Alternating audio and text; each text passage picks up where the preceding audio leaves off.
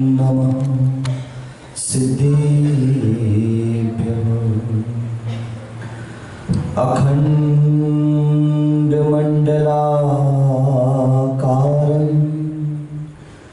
व्याप्तं येन चराचरं तत्पदं दर्शितं येन तस्मै श्रीगुरुवे नमः। तस्मै श्रीगुरुवे नमः। नमः श्रीवर्धमानाय निर्धूतकलिलात्मने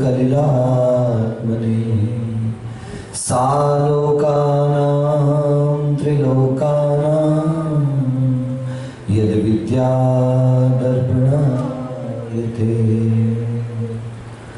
ॐ को नमः ओंकार को नमः ॐ को नमः ओंकार को नमः अरिहंत को नमः सिद्ध प्रभु आचार्यों को नमः उपाध्यायों को नमः सर्व साधु को नमः जिन धर्म। ओम मंगलम ओंकार मंगलम अरिहंत मंगलम सिद्ध प्रभु मंगलम आचार्य मंगलम उपाध्याय मंगलम सर्व साधु मंगलम जिन धर्म मंगलम।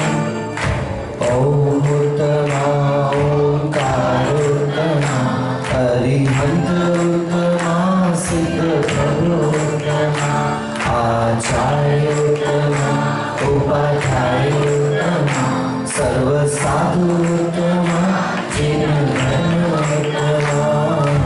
ओम शरणं ओंकार शरणं अरिहंत शरणं सिद्ध प्रभु शरणं आचार्य शरणं उपाध्याय शरणं सर्व साधु शरणं जिन धर्म शरणं।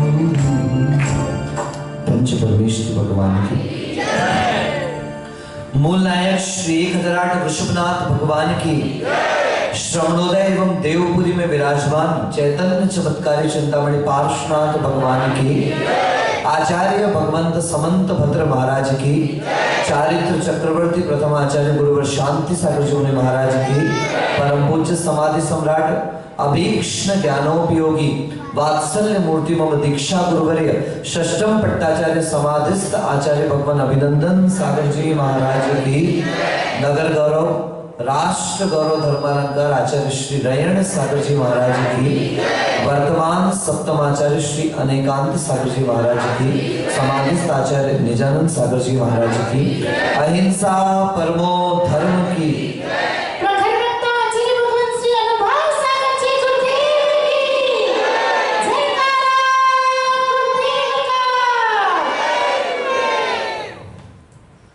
जेण रागा विरचेच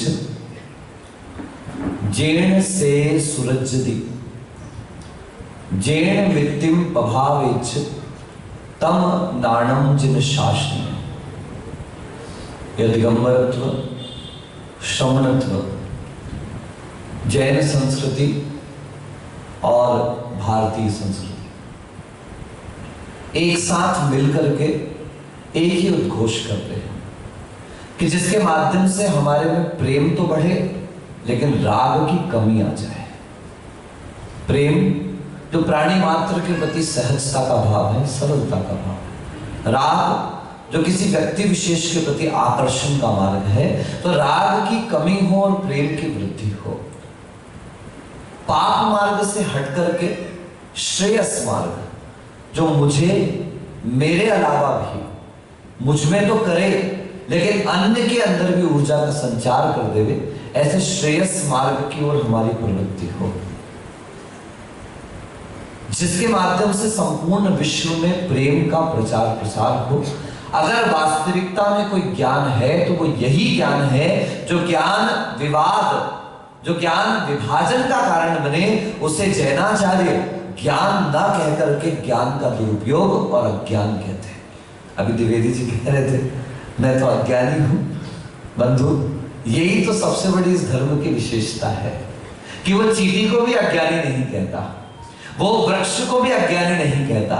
वह स्वीकार कर रहा है विच आर लिविंग बीइंग्स, यानी संसार में जितने भी जीवनधारी प्राणी हैं, जो चैतन्य प्राणी हैं, जिनके अंदर चेतना है, दोज हु आर अलाइव, जो जीवनधारी व्यक्ति है, वस्तु है, पदार्थ है, जितने भी चैतन्य आत्माएं हैं, वे सब ज्ञानवान है, कोई भी अज्ञानी। बस अंतर इतना है जो हमेशा आपसे कहता हूं, every king was once a crying baby. आज राजा भी दिखाई दे रहा है, नरेंद्र गिरी जी है ना, ये कल नरेंद्र भाई बैठे थे मेरे पास, तो बता रहे थे कि हम में से शायद कोई होगा नहीं यहाँ पर। महेश भी कह रहे थे कि हमको अपने हाथ से दाल बाटियां बना के खिलाई। मतलब ये धर्मगुरु तो है, एक वेश इन्होंने धारण किया हुआ है, लेकिन सब वेशों में सबसे बड़ा अगर कोई वेश होता है तो वात्सल्य का वेश हुआ करता है। अगर वात्सल्य नहीं तो हर बात शल्य बन जाएगी। क्या सुना आपने? एक ही शब्द है, तोड़ दो बस।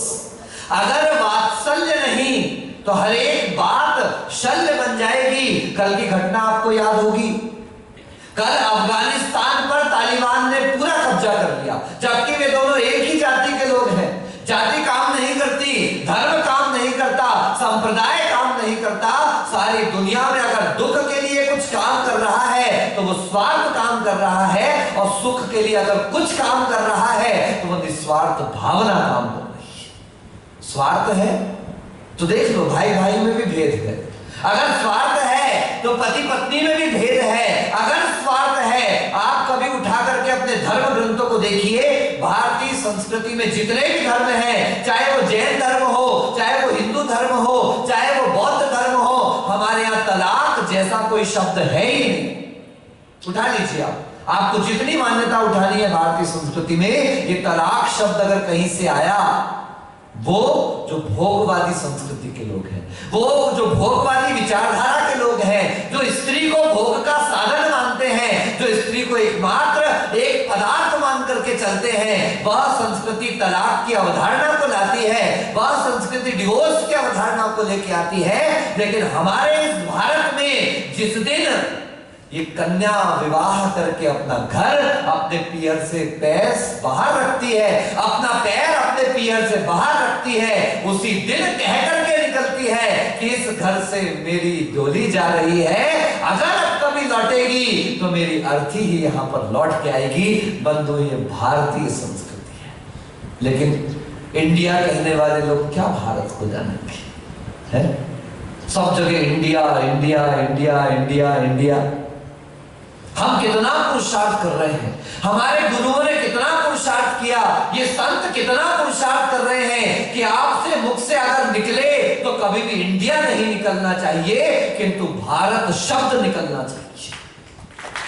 देखो देखो, ताली बजाने वाले जिसने पहले ताली बजाई, हियर द फर्स्ट रिस्पॉन्सिबिलिटी, उसकी पहली जिम्मेदारी है कि अगर मैंने हाथ उठा दिया, अगर मैंने ताली बजा दी, सुनो, ताली बजाने के लिए बंबई के चौराहों पर जाना, कई मिलेंगे, उनका काम ही है, बेचारे ऐसी पर्याय लेकर के पैदा हुए कि उन्हें वही करना है। हम सिर्फ ताली बजाने के लिए यहाँ पर नहीं आए।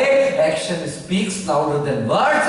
हमारे शब्दों से, हमारे हाथों से कहीं हमारी क्रियाएं आगे बढ़ जाती हैं। वो एक शब्द कितना इंपॉर्टेंट है, भारत। बोलो क्या? अच्छा, मजा नहीं आया? ऐसे भी आनंद नहीं आया। अपने देश का नाम लेने में इतना संकोच करोगे तो कैसे काम चलेगा? बोलिए, क्या है तुम्हारे देश का नाम? कभी इंडिया तो नहीं बोलोगे।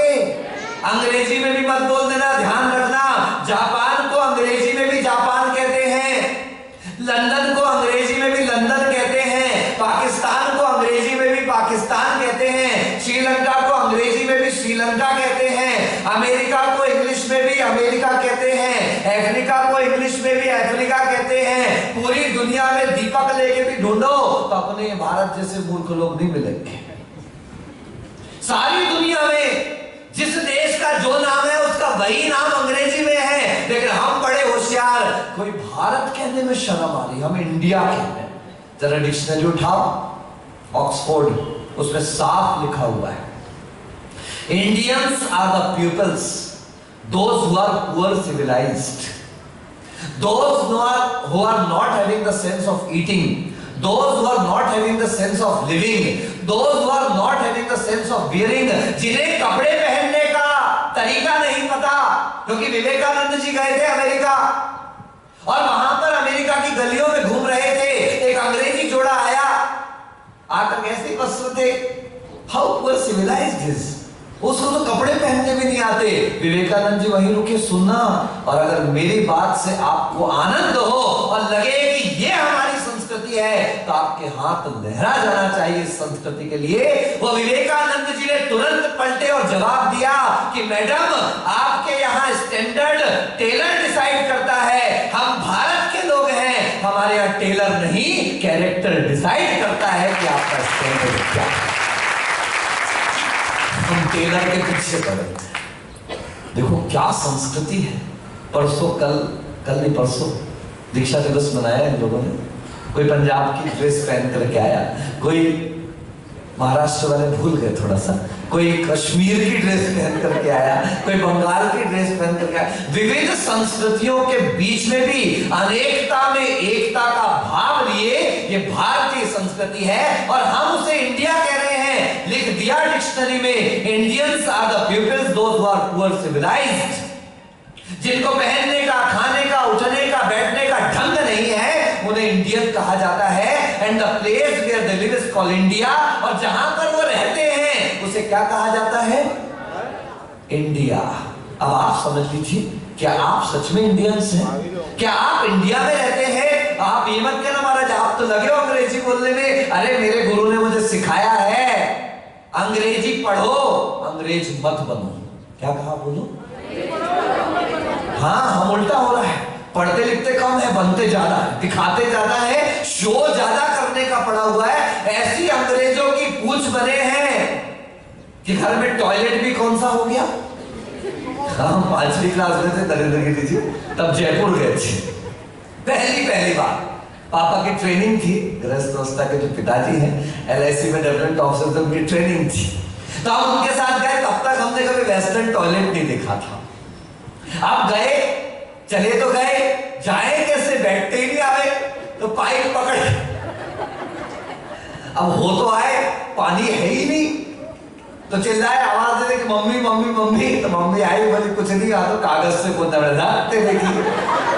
ये सीखे अपन लोग, मतलब इतना आगे बोले भारत विकास कर गया। भारत से भारत नहीं रहा, क्या बन गया? इंडिया हो गया। घर में इस भारतीय संस्कृति में जिस दिन बच्चा बड़ा होना शुरू होता है, उसे सबसे पहले क्या सिखाया जाता है? धोना। समझ गए ना?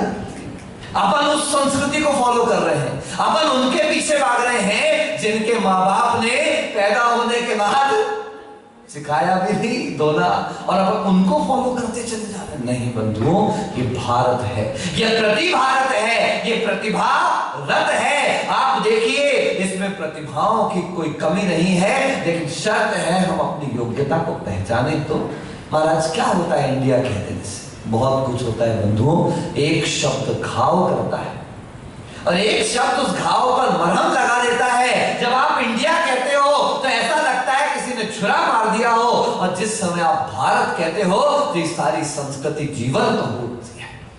हम अपनी योग्यता को पहचाने। मैंने आपसे कहा, every king was once a crying baby. आज राजा भी दिख रहा है तो कल रोता हुआ एक बच्चा हुआ करता था। Every building was once a map. आज विशाल विशाल इमारतें दिख रही हैं तो कभी ना कभी जमीन का टुकड़ा हुआ करती थी। It is not important what you are today.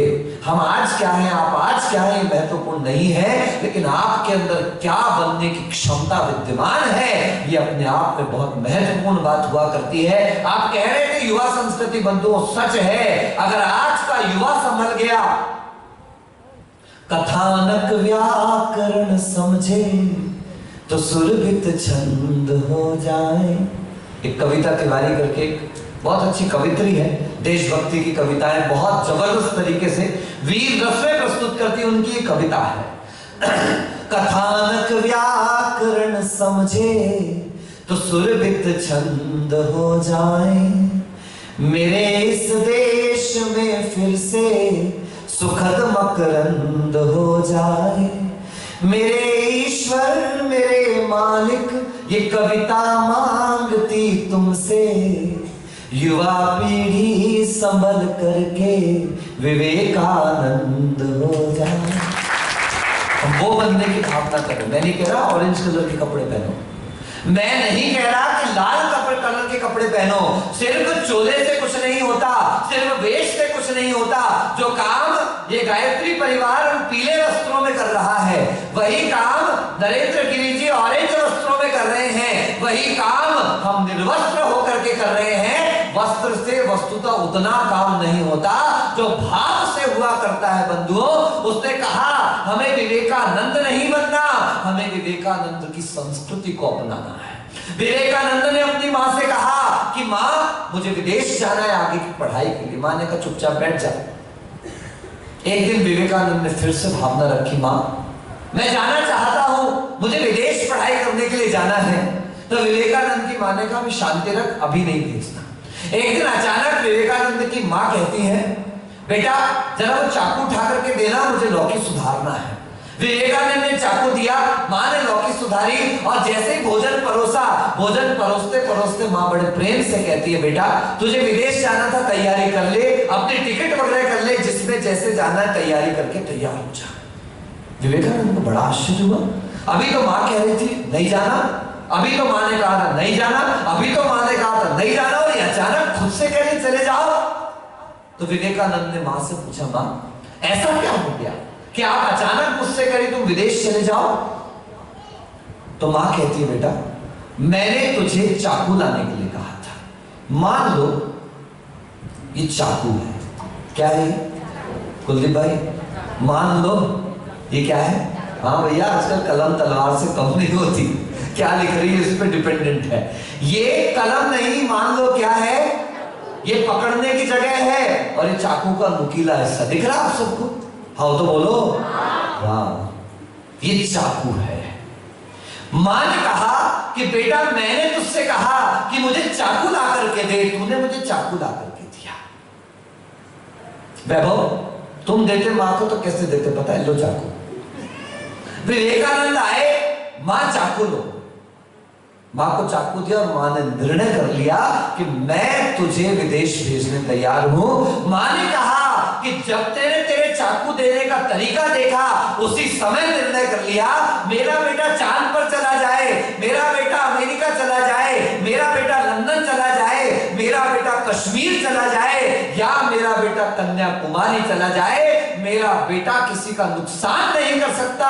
इसलिए मैंने परमिशन दी। तो मैंने ऐसा क्या किया मां? बेटा तूने मुझे चाकू ला करके दी तो नुकीला हिस्सा अपने हाथ में रखा और पकड़ने वाला अच्छा हिस्सा मेरी तरफ रखा। इसी से सिद्ध हो गया जो खुद तकलीफ सहन कर ले, जो खुद परेशानी सहन कर ले, लेकिन दूसरे को परेशान ना होने दे, दूसरे को दुखी ना होने दे, वो दुनिया में कहीं भी चला जाए वो हमेशा अपनी संस्कृति का उन्नायक होगा। यही भारतीय संस्कृति है, यही जैन संस्कृति है। रंच मात्र भी कभी याद करना राम वन वन भटके, ऐसा आप कहते हैं, हम तो भटकना नहीं कहते। भटकना तो उसको कहते हैं जो घर में बैठ के टीवी में भी एमटीवी देख रहा हो, भटक रहा है। क्यों भाई, गलत तो नहीं कहा? देवेंद्र जी, एसडीएम साहब आए हैं, तहसीलदार साहब आए हैं, ये सब लोग आए हैं, अच्छे युवा हैं सब लोग, और पुलिस वाले तो बड़े अच्छे लग रहे हैं मुझे सब। मैं तो हमेशा कहता हूँ आज की पुलिस को देख के बड़ा आनंद आता है। उस दिन भी आए थे, पहले पुलिस वाले आते थे, किसी का पेट बड़ा है, किसी की तोंद बड़ी है, अरे यार मजा नहीं आता। अब इनको देख के लगता है यार देश का भविष्य सुरक्षित हाथों में है। शरीर से स्वस्थ है, in sound body rest sound mind. अगर शरीर स्वस्थ है तो याद रखे हमारा मन मस्तिष्क भी स्वस्थ रहेगा। ये भारतीय संस्कृति का उन्नयन अगर किसी के माध्यम से हो सकता है तो मात्र युवाओं के माध्यम से। फिर हमारे नरेंद्र खोड़िया ना कहेंगे मैं क्या करूं फिर है? अब आप पे डिपेंडेंट है, आप अपने आप को युवा मानते हो या नहीं मानते हो। ये बहुत कह रहे हैं मुझे युवा मुझे युवा, आप भी तो युवा थे तभी तो घर से निकले थे, आपने भी वर्षों काम किया है, तब जाकर के कल बोल रहे थे ये लोग कि महाराज जी भारत के गिने चुने संतों में आते हैं, नामी गिरामी संतों में आते हैं। मैंने कहा पुराना जीवन देखो, कहां से उठ करके व्यक्ति आज खड़ा हुआ है। आज हमें पद दिखता है, आज हमें प्रतिष्ठा दिखती है, आज हमें वैभव दिखता है, लेकिन जब जमीन में खेत खोद रहे थे, जब धूप में पसीना बहा रहे थे, ये किसी ने देखने के लिए नहीं गया। वो इस तरह उठे कि आसमान बन गए, सारे जहां के वास्ते ईमान बन गए।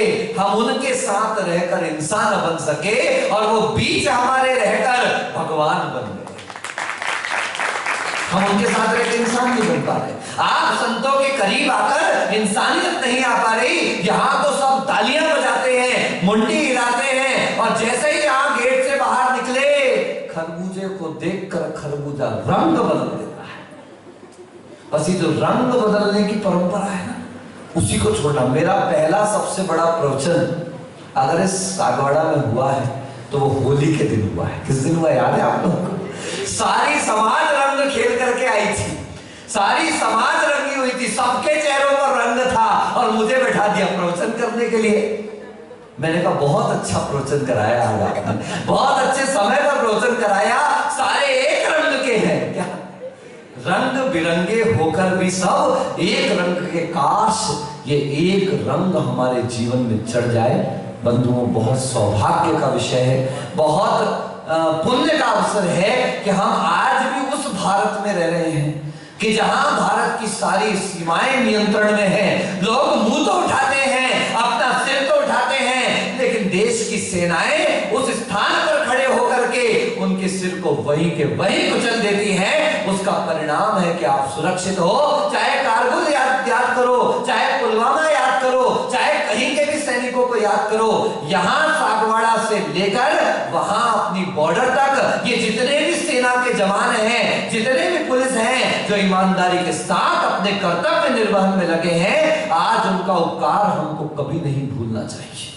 आज आप प्रवचन सुन पा रहे हो, ये धर्म की आराधना कर पा रहे हो, आनंद के साथ अपने शहरों में विचरण कर पा रहे हो, तो ये व्यवस्थाएं सुचारू और नियमित तरीके से चल रही हैं, जिसका परिणाम है कि हम सब ये कर पा रहे हैं। अगर आज हमारे यहाँ धर्म दिख रहा है, हम संत हैं, हमारा काम अलग है, वो सैनिक हैं, उनका काम अलग है। मैंने आपको कल नहीं परसों कहा था, सैनिक आपके तन को संभालता है हंटर से।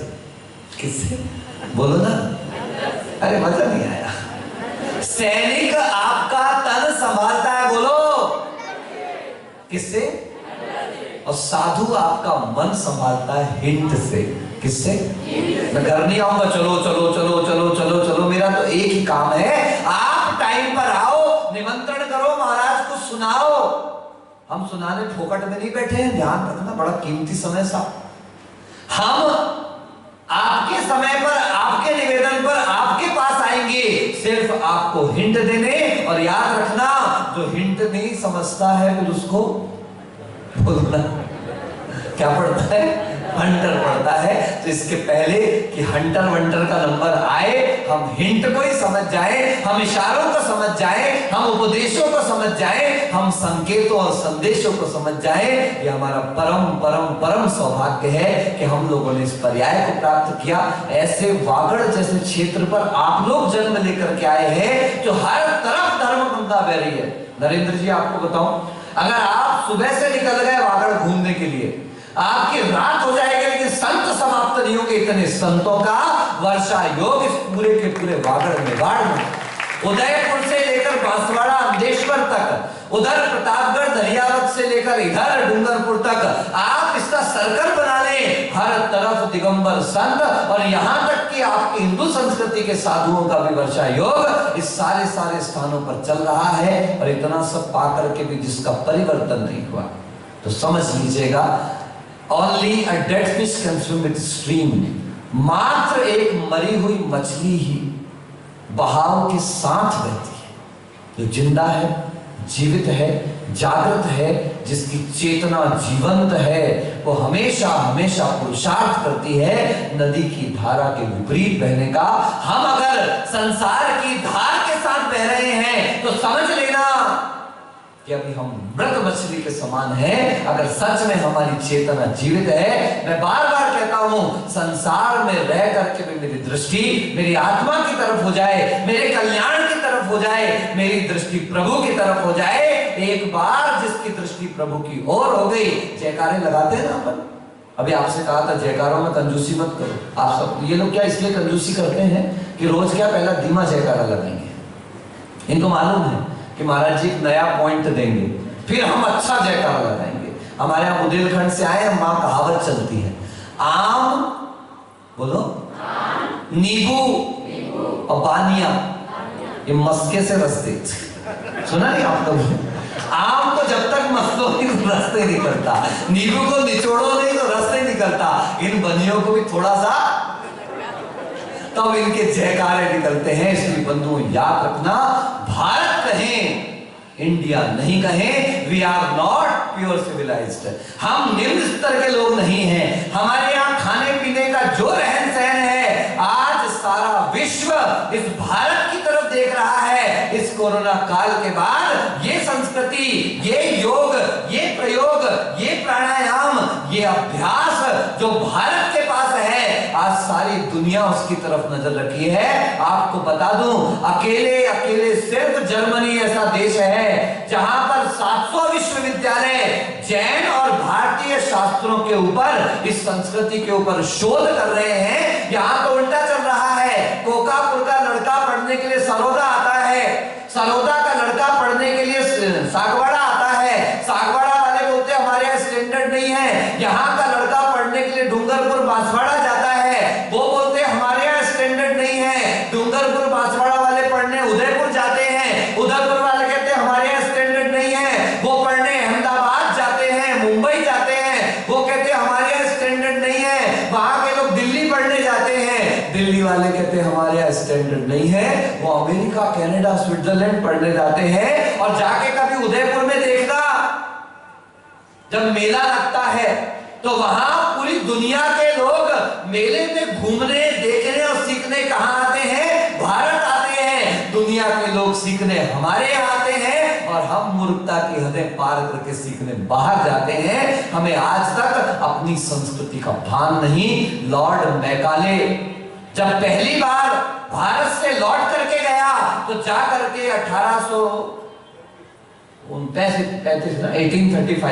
1835 में उसने ब्रिटिश संसद में अपना जो वक्तव्य दिया था वो यही दिया था, अगर भारत को जीतना है तुम सैन्य शक्ति से नहीं जीत सकते।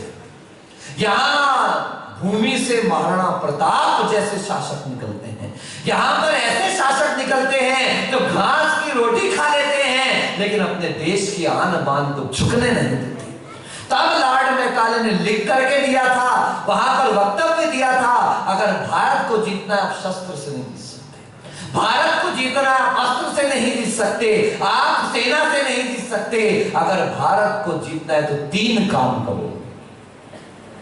जैसे पेड़ को सुखाना है तो उसकी जड़ों में मट्ठा डालना चालू कर दो, मट्ठे से धीरे धीरे पेड़ धीरे धीरे पूरा सूख करके समाप्त हो जाएगा। बस आपको इतना करना है। एक काम, यहां पर दूरदर्शन चालू कर दो, सब निकट को भूल जाएंगे। अश्लीलता प्रारंभ हुई और भारत का पतन चालू हुआ। दूसरा, अगर आपको भारत को जीतना है तो आपको यहाँ की युवा पीढ़ी को जीतना होगा। युवा पीढ़ी को जीतने के लिए सिर्फ एक काम करना है कि आप भारत में ऐसी चीजें प्रारंभ कर दो जिससे युवा संस्कृति पूरी की पूरी, अरे वो देश है, एक नीरज चोपड़ा नहीं, हर गांव में ऐसे नीरज चोपड़ा भरे पड़े हैं, लेकिन हम ना जाने क्यों अपने बच्चों की योग्यताओं को बढ़ाना नहीं चाहते। कल कुछ बच्चे रात में मेरे पास बैठे थे, नरेंद्र भाई भी साथ में थे, महेश भाई, सब लोग, वो बच्चे एक ही बात कर रहे थे, हम बैडमिंटन खेलना चाहते हैं, हम ये खेलना चाहते हैं, वो खेलना चाहते हैं, और घर वालों का प्रेशर है पढ़ाई कर लो, पढ़ाई कर लो, पढ़ाई कर लो, इंजीनियर बन जाओ, डॉक्टर बन जाओ, सीए बन जाओ। अरे अगर इंजीनियर बन गए और माँ बाप का ख्याल नहीं रख पाए, ऐसे इंजीनियर बनने का फायदा क्या है? इंजीनियर बनाओ, डॉक्टर बनाओ, सीए बनाओ, लेकिन उससे पहले एक अच्छा इंसान तो बनाओ। हम इंसान नहीं बनाना चाह रहे, हमें इंजीनियर, डॉक्टर, सीए बनाना है। सावधान, शिक्षा महत्वपूर्ण है, लेकिन शिक्षा से ज्यादा अगर कुछ महत्वपूर्ण है तो वो संस्कार महत्वपूर्ण है। इन संस्कारों के लिए हम लोगों ने अपना जीवन समर्पित किया है। मैंने पुनः कहा, चाहे मैं इस निर्वेश में हूं, चाहे वो उस वेश में हो, लेकिन हम सबका सिर्फ एक युद्ध है, हम सबकी एक लड़ाई है। और उसमें भी दुर्भाग्य, हमारी लड़ाई पाकिस्तान से नहीं है, हमारी लड़ाई श्रीलंका से नहीं है, हमारी लड़ाई अन्य किसी से नहीं है। हमारी सारी लड़ाई आज घर पर लड़ाई चल रही है। अपने घर में जो अपसंस्कृति का ज्वार आया है, हमारी सारी लड़ाई उससे चल रही है। और वो लड़ाई हम तब जीत पाएंगे जब आपका साथ हमको मिलेगा। इसलिए आज जितने लोग बैठे हैं वो बिल्कुल संकल्प कर लें, मैं अपने देश का नाम कभी इंडिया नहीं कहूंगा, मैं लिखूंगा नहीं, जब कहूंगा तो मेरे मुंह से एक नाम निकलेगा, बोलो क्या? बस जिस दिन आपने भारत इसको गुंजाए मान कर ले, दुर्भाग्य है नरेंद्र गिरी जी अपना, आचार्य विद्यासागर जी ने बहुत पुरुषार्थ किया और ये कोर्ट तक के सारा केस गया है, लेकिन वहां से हाई कोर्ट से वो हार गए कि नाम लेने से क्या होता। आप सोच लीजिए, नाम का तो बहुत फर्क पड़ता है बंधुओं। नहीं तो हम लोगों के दीक्षा के बाद नाम की आवश्यकता क्या थी? गृहस्थी का नाम बदलकर दीक्षा के समय दूसरा रखा जाता है। और भी देखिए ना, पहले जिसको मद्रास कहते थे उसको वापस चेन्नई कहा गया है। पहले जिसको बॉम्बे रख दिया गया अंग्रेजों के समय, उसको मुंबई किया गया है। पहले जिसको दिल्ली कहा जाता था उसे वापस दिल्ली कहा गया है। पहले जिसे कैलकटा कहा जाता था उसे आज वापस कलकत्ता कहा गया है। जब अंदर राज्यों के नाम परिवर्तित किए जा सकते हैं, पुनः वापस नाम रखे जा सकते हैं, तो क्यों ना हम अपने देश का नाम इंडिया की जगह वापस भारत करें, क्योंकि यही हमारी संस्कृति थी, है और होना चाहिए। बचाइए अपने बच्चों को, युवाओं को। आज के समय में हमें शर्म आती है, संकोच आता है। कभी भी ये बच्चे मोबाइल और टीवी कभी ये सामने खुल जाए तो हर चैनल पर छोटे छोटे बच्चों को बीड़ी जलेले, चिकनी चमेली, ऐसे जैसे गंदे गंदे गानों पर हम नचा करके और मान रहे कि हमने बड़ा संस्कृति। देखो ना महाराज जी कितना अच्छा नाच करती, क्या नाच करती है? बोलो चिकनी चमेली, ये क्या है? सुनने, मेरे मुंह से बोलने मुझे शर्म आ रही है। आपको अपने बच्चों को नचाते हुए शर्म नहीं आती? अभी वो चल रहा है वो एक भयंकर, ये इसको भी 10 बार का मत बजा, फिर भी ये बजाता है। जानू मेरी जाने मन, बचपन का प्यार कर। नरेंद्र भाई ऐसे लोग कभी सम्मान मत करना। ये कोई संस्कृति का विकास नहीं है, ये संस्कृति का पतन है। एक 10 साल का बच्चा जानू मेरी जाने मन, बचपन का प्यार, मोहब्बत और ये सब कह रहा है, और देश का राज का मुख्यमंत्री उसका सम्मान कर रहा है। नहीं नहीं नहीं, ये तो गलत चीजों का सम्मान हो गया। आप गुणों का सम्मान करिए, आप गुणों का आदर करिए, आप गुणों को बताने की बात करिए। ये गाना वाना कुछ गा दिया और उसका सम्मान। अब छोटे बच्चे क्या बनना चाहते हैं? जानू मेरी जाने बचपन का प्यार करीब। अच्छा ये देखो ना, यहाँ बजाया और यहाँ सब चिल्लाने लगते हैं। नहीं नहीं, ये सब नहीं करना। वो करो जिससे मैं बच पाऊं, वो करो जिससे मेरी संस्कृति बच पाए, वो करो जिससे मेरा देश बच पाए और जिससे मेरी इज्जत बच पाए।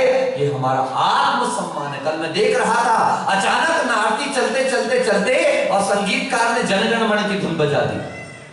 कुछ लोग तो नाचते रहे, लेकिन कुछ बच्चे बच्चियां साइड में किनारे जाके खड़े हो गए कि अगर देशभक्ति की धुन चल रही है तो हम नाच नहीं सकते, हम नृत्य नहीं कर सकते।